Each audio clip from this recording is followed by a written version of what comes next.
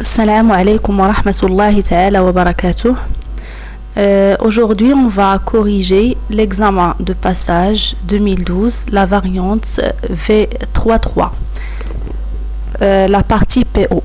Donc voilà l'énoncé. On voudrait réaliser une application orientée objet pour la gestion simplifiée d'une agence bancaire. Dans cette agence, les clients peuvent disposer de comptes bancaires qui sont soit des comptes courants ou des comptes sur carnet. Donc pour les comptes, on a deux types, comptes courants et comptes sur carnet. Dans les deux cas, les clients pourront effectuer des dépôts, c'est-à-dire que les clients peuvent déposer de l'argent ou des retraits. Ils peuvent aussi retirer de l'argent. Enfin, un client est pris en charge par un employé de cette agence qui est ainsi son interlocuteur et conseiller.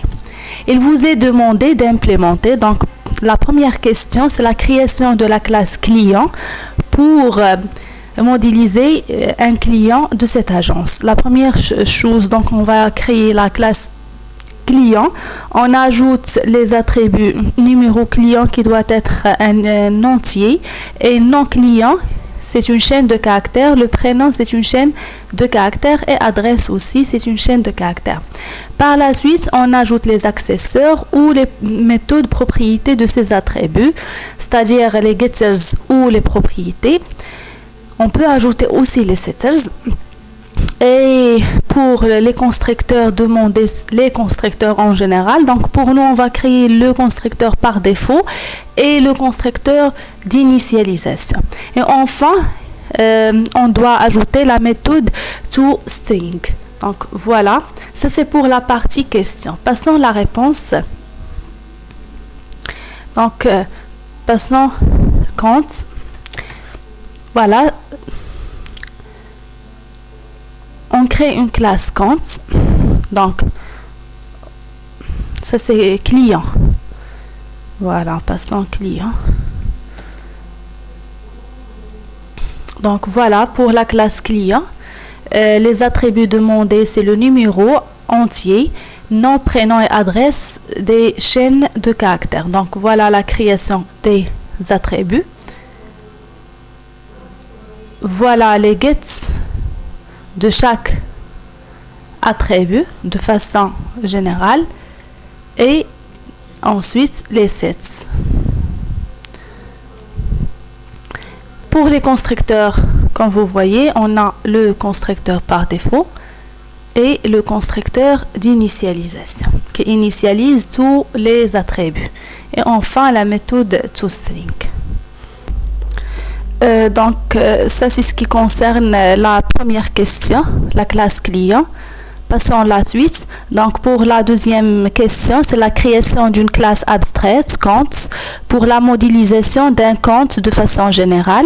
Donc on doit créer la classe, puis on ajoute les attributs numéro, qui est un entier, la date, time, solde réel ou float, et propre compte, c'est une instance de la classe client, c'est-à-dire que le type de cette instance, de cet attribut est client. Ensuite, on ajoute les getters et les setters, les constructeurs par défaut et d'initialisation, la méthode toString, une méthode dépôt qui permet d'ajouter un montant et une méthode retrait qui permet d'enlever un montant. Voilà, donc essayons de voir la proposition de solution.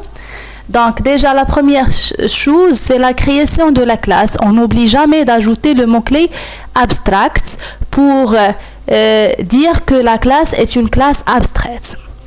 Comme étant une classe abstraite, donc ce sera une classe mère d'autres classes par la suite. Donc c'est mieux d'ajouter la visibilité protected au lieu d'avoir private. Donc on met protected pour la visibilité des attributs et on donne ici les attributs.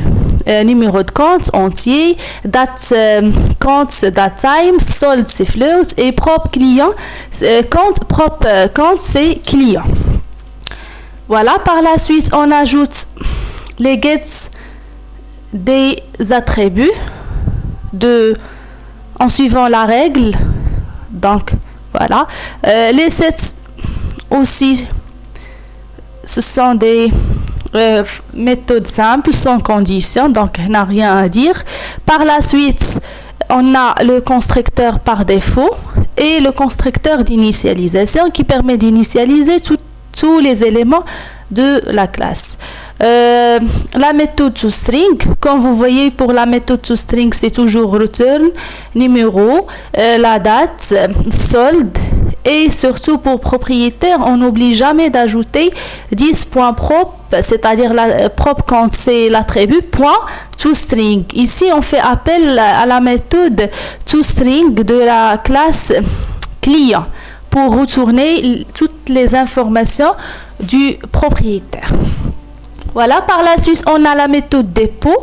Donc, la méthode dépôt, c'est une méthode qui ne retourne rien, qui doit avoir comme paramètre le montant à déposer. Donc, et qu'est-ce qu'elle fait? Tout simplement, il va incrémenter. Donc, il incrémente le solde. Donc, il ajoute au solde le montant déposé. Donc, 10.solde plus égale le montant. Ou bien sûr, vous pouvez mettre 10.solde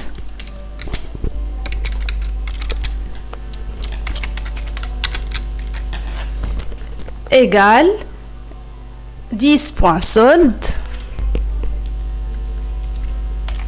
plus montant. Voilà, c'est la même chose. Pour la méthode retrait, c'est pratiquement la même chose que dépôt, mais dépôt, il permet d'incrémenter le montant, le solde, alors que dépôt, il doit décrémenter le montant. Donc, on a le moins au lieu d'avoir le plus. Donc, retrait, comme vous voyez, c'est une méthode qui retourne rien, qui doit avoir aussi le montant à retirer, et le solde sera l'ancien solde moins le montant. Voilà. Et on n'oublie pas d'ajouter virtuel parce que cette méthode, ça sera demandé dans les classes filles. Donc, on aura une redéfinition de cette méthode. Voilà, on ajoute dans la classe mère virtuelle et dans les classes filles qui redéfinit cette méthode, on ajoute le mot-clé override. Voilà, donc passons à la troisième question, c'est la création de la classe compte courant. Donc, compte courant, il permet de modéliser un compte courant. Bien sûr, c'est une classe qui hérite de la classe compte. Donc, ce qui est demandé, c'est la création de la classe, puis l'ajout d'un attribut qui s'appelle découvert, qui sera float, et qui décrit le montant du découvert accordé à ce compte, soit le montant maximum à retirer dans un compte débiteur ou bien négatif. On va voir ça veut dire quoi découvert, c'est une définition du finance. Donc, par la suite, on doit ajouter les getters, les setters, les constructeurs, la méthode toString, et on redéfinit la méthode retrait en prenant en compte du découvert, et on empêche de faire un retrait au-delà de cette limite. Voilà, donc essayons de voir ma proposition de solution. Compte courant. Donc, la première chose à noter, c'est que compte courant, c'est une classe phi de la classe compte. Par la suite, j'ajoute juste l'attribut découvert. OK? Donc, la définition du découvert, c'est le montant maximum.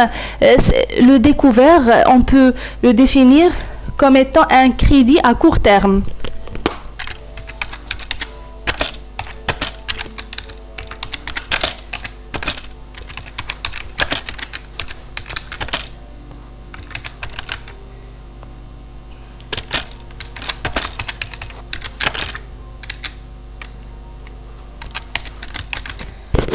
Donc, c'est-à-dire quoi? C'est-à-dire que si on a un solde égal à 0 et on veut retirer de l'argent, on peut bien sûr retirer une partie, une somme d'argent qui doit être inférieure ou égale à une valeur qui est la valeur du découvert. C'est-à-dire que si on a un crédit de la banque, et bien sûr, on a des intérêts par la suite. Donc, c'est une notion de finance. Et bien sûr, on suppose ici que tout compte courant peut avoir un découvert. Donc, voilà, on ajoute le gets suivant la règle, puis le set. Pour le constructeur, par défaut, on n'oublie pas d'ajouter base. Le constructeur d'initialisation, c'est déjà, il contient les attributs ou bien les paramètres qui initialisent les attributs hérités et l'attribut découvert. On fait passer les attributs hérités à la base. Donc, la base va initialiser le numéro, je suppose la date, solde et le propriétaire. Et pour le DE, qui est le découvert, ça sera initialisé à l'intérieur du constructeur. Voilà pour la méthode toString. On demande la méthode toString de la base pour retourner toutes les informations héritées. On ajoute simplement notre découvert.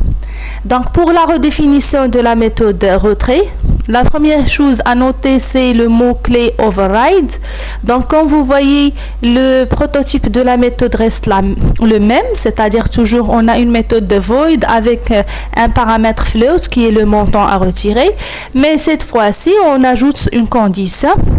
Si le montant à retirer est inférieur ou égal à solde plus le découvert. Donc, on peut retirer de l'argent. Sinon, on affiche un message d'erreur.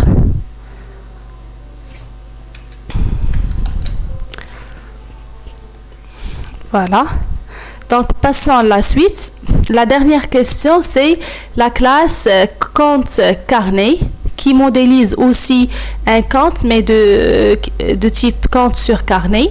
Donc, c'est une classe phi de la classe compte. On ajoute un attribut taux intérêt qui exprime le taux d'intérêt attribué annuellement à ce compte. On ajoute les get et les set, les constructeurs, la méthode toString et on redéfinit la méthode retrait de telle façon à avoir le solde qui ne doit pas être négatif.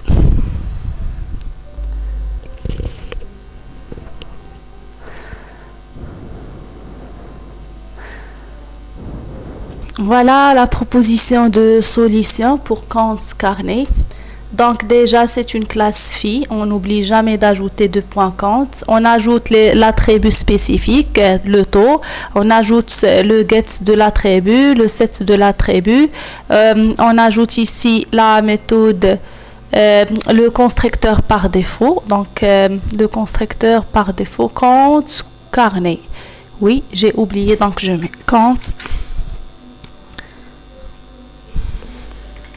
Ça, c'est le constructeur par défaut et le constructeur d'initialisation. Donc, compte carnet, aussi, il initialise tous les attributs hérités, et l'attribut i. Donc, le taux. Donc, la base va initialiser les attributs hérités et l'attribut spécifique sera initialisé à l'intérieur du constructeur. Voilà, la méthode toString aussi, c'est la même. On fait appel à notre méthode de la classe de base pour avoir les informations héritées, puis on ajoute l'information spécifique. Et pour la dernière méthode qui est la méthode retrait, je suppose qu'on doit vérifier. Donc, c'est déjà la même chose, j'ajoute override, je laisse le prototype le même. Et par la suite, on vérifie que le montant à retirer est inférieur ou égal au solde. C'est oui, donc le solde va être décrémenté. Si non, on affiche qu'on a un problème. Donc, le montant à retirer est plus grand que ce qu'on a dans notre compte. Voilà, donc ça c'est ma proposition de solution pour l'examen de passage 2012, la variante V33. On se retrouve dans la vidéo suivante pour une correction d'un autre examen. Merci.